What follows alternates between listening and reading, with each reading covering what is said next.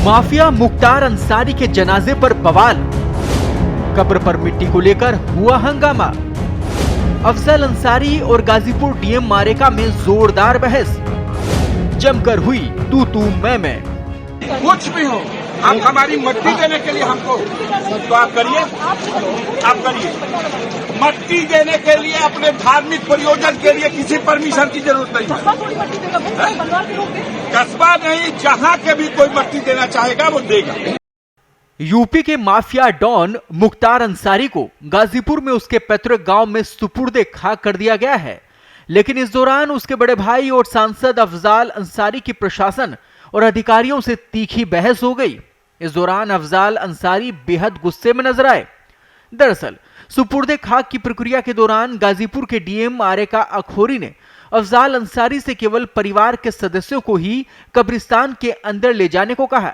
इस पर अफजाल ने कहा कि अगर दूसरे लोग भी मुख्तार अंसारी के सुपुर्दे खाक में शामिल होना चाहते हैं तो उन्हें कोई नहीं रोक सकता।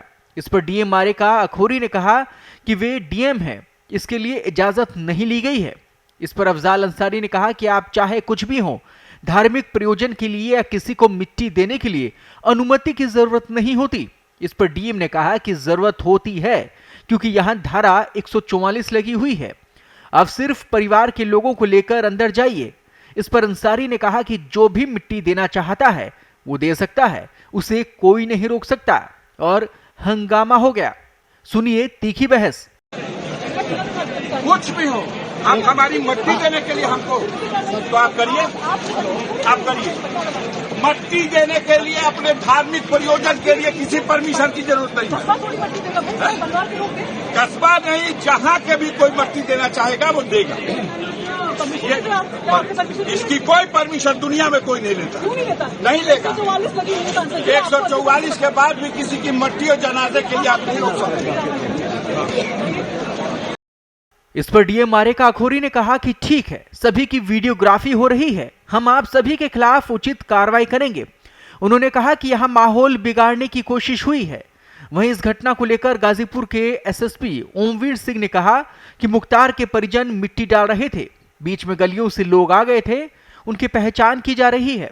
बता दें कि गुरुवार की रात मुख्तार अंसारी की मौत के बाद शुक्रवार को उसके शव को उसके जन्म स्थान गाजीपुर लाया गया, जहां उसे कालीबाग स्थित कब्रिस्तान में दफनाया गया है।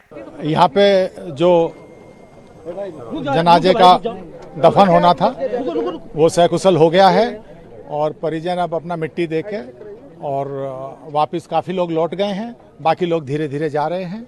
शांति व्यवस्था बना कर रखें और जिन लोगों ने हुड़दंग करने का प्रयास किया है सभी की वीडियोग्राफी हुई है। ऐसे लोगों को चिन्हित किया जाएगा जिनके द्वारा आचार संहिता का उल्लंघन करके किसी तरह की नारेबाजी की गई है, उनके विरुद्ध कार्रवाई की जाएगी। बाकी सब शांतिपूर्ण हो गया है।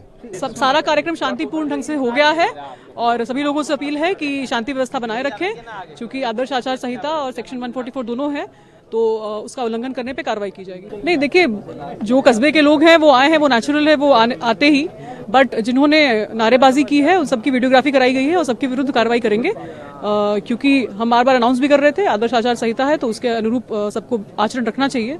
जिसने भी उल्लंघन किया है उसके विरुद्ध विधिक कार्रवाई होगी, उसके विरुद्ध मुकदमा दर्ज कराया जाएगा।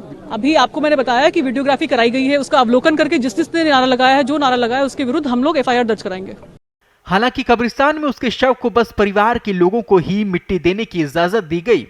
इस दौरान कब्रिस्तान से लेकर पूरे गाजीपुर में सुरक्षा के कड़े इंतजाम किए गए थे। बता दें कि इस मौके पर उसकी पत्नी अफशा मौजूद नहीं थी। अफशा पर कई केस दर्ज हैं और वो फरार है।